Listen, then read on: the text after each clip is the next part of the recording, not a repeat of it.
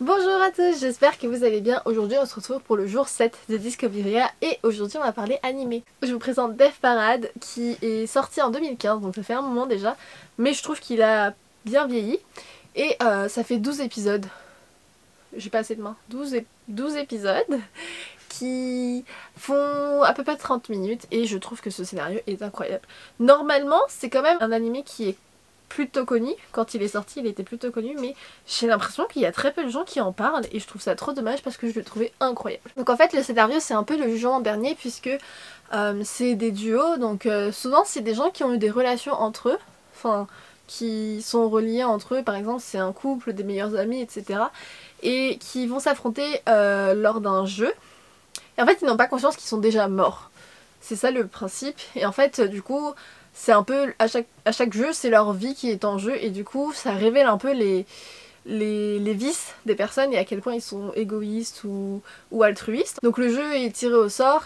Par exemple dans le premier épisode c'est un jeu de fléchettes où les cibles qu'on atteint c'est des parties du corps et du coup à chaque fois qu'on te vise tu souffres. C'est dans un bar avec un barman et le barman son rôle c'est du coup de juger qui va aller au paradis.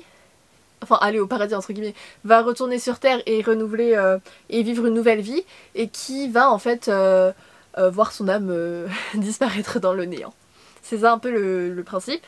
Et en fait on a un personnage. Elle, la particularité c'est quand elle s'est réveillée, elle savait déjà qu'elle était morte. Du coup en soi, vu que tu sais que t'es mort, bah tu ne vas pas réfléchir de la même manière et du coup ils ont décidé de ne pas la faire jouer contre quelqu'un et elle va du coup être formée à être juge entre guillemets. C'est un peu ça le plot des débuts et franchement les personnages sont bizarres, ils ont des personnalités assez pas typiques je dirais, mais on s'attache si facilement aux personnages. Si je vous donne 3 raisons de pourquoi il faut le regarder, je dirais que déjà le plot est incroyable. Enfin, pour moi je trouve ça vraiment très original pour le coup.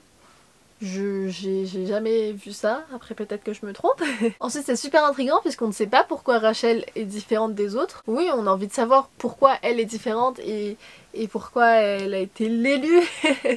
Et on aimerait bien savoir oui qu'est-ce qui va lui arriver justement. Et en dernier je dirais les relations entre les personnages parce que il y a des liens qui se créent qu'on n'aurait pas forcément vu et le fait qu'ils s'entendent bien entre eux en fait c'est super attachant. C'est un anime qui est très court du coup franchement vous pouvez le regarder dans une soirée hein. Et ça vaut vraiment le coup. Et ça vaut vraiment le coup. C'est tout ce que j'ai à dire, je vous retrouve demain pour une nouvelle recommandation. Bye bye. The time of the year now, you got people falling in love.